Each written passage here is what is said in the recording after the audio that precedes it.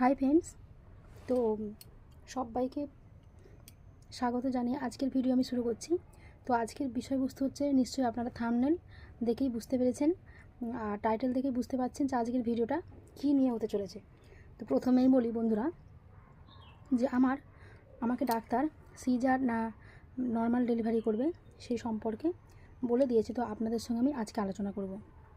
তো প্রথমত বলি যে আমাকে সিজার, যে সি সেকশান, এই ডেলিভারি হওয়ার জন্য কেন বলছে, তো সেইটা আপনাদের সঙ্গে চলুন শেয়ার করি। প্রথমেই জানিয়ে রাখি, আমি যখন 6 মাসের প্রেগনেন্সি থাকি তখন সেই সময় আমার প্রেশারটা হাই হয়ে যায়, এক দফায় একদম 170 প্রেশার। আর ওটা হচ্ছে 110, তাহলে 170/110 প্রেশার থাকে। তার মানে আপনারা বুঝতেই পারছেন যেটা হাই প্রেশার, উচ্চ রক্তচাপ। তো সেই ক্ষেত্রে আমাকে কিন্তু নর্মাল ডেলিভারি হওয়ার কিন্তু কোনো রাস্তা নেই। তো আমি প্রাইভেটে দেখাই, প্রাইভেট থেকেও বলে দিয়েছে, সরকারি প্রতিষ্ঠানে গেছিলাম সেখানেও বলে দিয়েছে। তো আমার চিন্তার কিন্তু আর কোনো কারণ নেই। আমি প্রথমে খুব ভয় পাচ্ছি, তা ভয় পাচ্ছি একটাই কারণে, যে আমার নর্মালভাবে হওয়ার খুব ইচ্ছা ছিল, কিন্তু সেটা তো সম্ভব নয়। তো সিজার ডেলিভারি হওয়ার কথা ডাক্তাররা যখন বারবার বলছে যে আমার পক্ষে ঝুঁকিপূর্ণ, বাচ্চার রিস্ক, মায়ের রিস্ক, দুজনকেই রিস্কের লিস্টে পড়ে গেছি, তো সেই জন্যই আমাকে সিজারের জন্য বারবার বলছে। তো আমি সিজারের কথা শুনে এবার আমি প্রথমে ঘাবড়ে যাই, ভয় পাই। আমাকে ডাক্তাররা বোঝাতে থাকে যে সিজারের কোনো ভয়ের কোনো কারণ নেই, আমরা নিজেরাও সিজার হয়েছি, অসুবিধা নেই, গাইনোকোলজিস্ট ডাক্তার বলছে। তো সেই কথা মতো আমি, তাদের কথা মতো আমি চলতে শুরু করি বন্ধুরা। আর তারপরে সেইভাবে চলি। তো আমাকে 2টো ওষুধ খেতে দেওয়া হয়েছে। প্রাইভেটে তো ডাক্তার দেখিয়ে অনেক ওষুধ, প্রাইভেটে দিনে 7টা-8টা ওষুধ প্রাইভেট থেকে আছে। সরকারিতে আছে 2 রকম ওষুধ দিয়েছে, একটা হচ্ছে প্রেশার হাইয়ের জন্য ল্যাবেটল, আর একটা হচ্ছে অ্যাসপিরিন। তো ল্যাবেটল আমাকে 6টা খেতে দেওয়া হয়েছে, সারাদিন 6টা ওষুধ খেতে দেওয়া হয়েছে, সকালে 2টো, দুপুরে 2টো আর রাতে 2টো, এরকম মোট 6টা ওষুধ। এরপর আমাকে 6টা যে ল্যাবেটল খেতে দেওয়া হয়েছে, অনেকে শুনে বলছে 6টা প্রেশার হাই আবার 6টা ওষুধ প্রেশারের, ওটা ঘটনা নয়, কারণ ল্যাবেটলের পাওয়ারটা কম। এই মুহূর্তে আমাকে কম পাওয়ারের ওষুধ দেওয়া হয়েছে, হয়তো বেশি পাওয়ারের ওষুধ দিলে আমার হয়তো ক্ষতি হতে পারে নানা রকমভাবে। তো সেই জন্য পাওয়ার কমের জন্য কিন্তু 6টা কেন 8টাও খেতে হতে পারে। তো একদিন ডাক্তারের কাছে গেছি, 6টার জায়গাটায় 4টে নামিয়ে নিয়ে আসে। তো আমি 4টে খাওয়ার পর আমার মাথা খুব ঘোরে, তখনই বুঝতে পেরে যাই আমার প্রেশার কিন্তু হাই হয়ে গেছে। কারণ লো হবার রাস্তা নেই, হাই হবে, দিনের পর দিন আরও বেশি হাই হবে, লো হবার কোনো পজিশানই নেই যে নামবে প্রেশারটা বলে।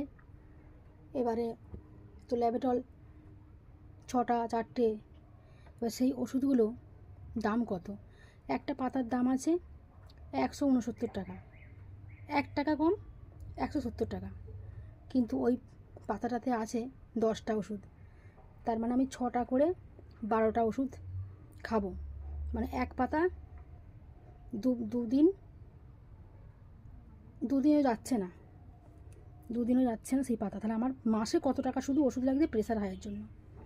যাই হোক গে, সেই ওষুধটা আমি খরচাটা জোগাচ্ছি, খাচ্ছি, সঙ্গে অ্যাসপিরিন আছে, অ্যাসপিরিনটা রাতে 1টা করে, আর সব অন্যান্য ওষুধ ভিটামিন আছে সেসবগুলোও কিন্তু চলছে। এখন ঘটনা হচ্ছে, আমার এই প্রেশার হাই কবে থেকে হলো? এই প্রেশার হাই আমার 6 মাস পর থেকে হলো।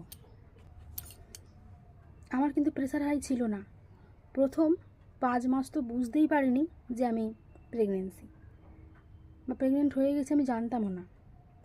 তো যাকগে, তারপর আমি বুঝতে পারলাম, মাথা ঘুরে একদিন পড়ে গেছিলাম, তারপর থেকে বুঝতে পারলাম, ওটা 5 মাসের পর পড়ে গেছিলাম। তো যাই হোক গিয়ে কাজ করতাম, সংসারের দোকানও শুরু করেছিলাম, সেখানেরও কাজ, বাড়ির কাজ, সবটাই আমার চলছিল। তো একদম 6 মাস পর থেকে প্রেশার আমার হাই হয়ে গেল। তো প্রেশার হাইয়ের পর থেকে আমি কিন্তু আর কোনো বাড়ির কোনো রকম কাজই করতে পারছি না, দোকানে তো বসিই না, বাড়িরও কোনো কাজ করতে পারছি না, শুধু রেস্টে আছি, একদম রেস্টে। একটু হয়তো কোনো কিছু উঠে করতে যাব বা নিজের জামা কাপড়টা ধোবো মেলবো, আমার কিন্তু মাথাটা মনে ঘোরে। তো ডাক্তার সেই জন্য আমাকে ফুল রেস্টের কথা বলে দিয়েছে। তো ফুল রেস্ট আমার একদম এখন ডেলিভারি হওয়ার সময় হয়ে এসছে বন্ধুরা, কারণ 9 মাস আমার হয়ে গেছে, আর কিছুদিন বাকি আছে, কমপ্লিট হয়ে যাবে। তো আমার সেই জন্যই আমাকে রেস্টে থাকতে বলেছে ডাক্তার যতক্ষণ ডেলিভারি হয়। তা ঝুঁকিপূর্ণ হয়ে আছি বন্ধুরা। তা আপনাদের বলবো, যারা এরকম কন্ডিশান 170-80 করে প্রেশার হাই, তারা কিন্তু অবশ্যই রেস্টেই থাকবেন। তাদের কিন্তু কিছু করার দরকার নেই, কিছু করতে গেলে কিন্তু ক্ষতি হতে পারে। আর আমার এখন প্রেশারটা বর্তমানে চেক করে দেখছি 131/92, তাহলে 131/92 আমার বর্তমানে প্রেশার। তাহলে 170 যেখানে দাঁড়িয়ে গেছি তার তুলনায় একটুখানি কমেছে। তাহলে আমি রিলিফ পেয়েছি। কীভাবে রিলিফ পেলাম না, 6টা করে ল্যাবেটল খেয়ে। ল্যাবেটল কিন্তু না খেলে কিন্তু আমার প্রেশার এই জায়গায় কমতো না, প্রেশারটা কিন্তু আরও হাই হতো, হয়তো কোনো বিপদের সম্মুখীন হয়ে যেতাম। কিন্তু ওই ওষুধটা খাওয়ার পর ওই আমাকে প্রেশারটা দমিয়ে রেখেছে, বাড়তে দিচ্ছে না আর। ডাক্তাররা খালি একটা কথাই বলে যে আমি নাকি খুব চিন্তা করি। আচ্ছা বলুন তো বন্ধুরা, চিন্তা আবার কেউ করে না? এমন কোনো মানুষ নেই যে চিন্তা করে না, চিন্তা তো সবার মধ্যেই আছে। আমি একা চিন্তা করছি আর তারা চিন্তা করে না, ওটা কথা নয়। এটা কি বলুন তো, যে চিন্তা টিন্তা নয়, এটা একটা মানসিক একটা সাধারণত চিন্তা হয়। প্রথমবার বেবি নিচ্ছি, কিন্তু সেকেন্ডবারের বেলা আমার এতটা হয়তো কষ্ট হবে না।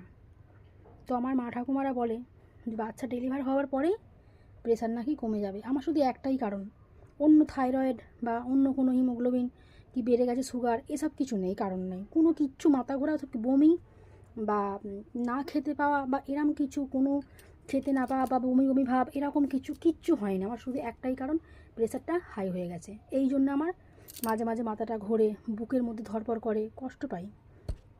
তখনই বুঝতে পারি আমার প্রেশারটা হাই, আমি তখন বাড়িতে রেস্টই থাকি। তো বন্ধুরা, আমি যখন ডেলিভার হব, সিজার না নর্মাল করলো সেটা কিন্তু আমি আপনাদের সঙ্গে শেয়ার করব। আর এরকম ভিডিও এখন আমার বেবির নিয়ে ভিডিও আমি পরপর দিতে থাকবো, আপনারা প্লিজ দেখতে থাকবেন। কারণ কখন কি হচ্ছে না হচ্ছে আর আমি কি অবস্থায় আছি বর্তমানে, সেটা আপনাদেরকে শেয়ার করব। আর কেন আমি 5 মাসের পর জানতে পারলাম যে আমি প্রেগনেন্ট, সেই ভিডিও আমি পোস্ট করব। একটু সময় লাগবে সেই ভিডিওটা আসতে, কিন্তু আমি পোস্ট করব যে কেন আমার দেরি হলো বা আমি কেন বুঝতে পারলাম না, কি চাপে ছিলাম যে কারণে আমি বুঝতে পারিনি, আমার লেট হয়ে গেছে। তো সেই জন্য আমাকে কিন্তু ডাক্তাররা প্রচুর কিন্তু বকা দিয়েছে, সরকারি বা বেসরকারি প্রাতিষ্ঠানিক যেখানেই গেছি না কেন আমাকে প্রচুর বকা দিয়েছে। তো যাই হোক, সেই ভিডিও চলে আসবে আপনাদের সামনে। আর বেবি ছেলে না মেয়ে হলো সেই প্রশ্ন নিয়ে উত্তর নিয়ে একদিন আপনাদের সামনে আমি হাজির হয়ে যাব। আর ভিডিওটা বেশি বাড়াচ্ছি না, এই পর্যন্ত রাখলাম। আপনারা ভালো থাকবেন, সুস্থ থাকবেন, ধন্যবাদ।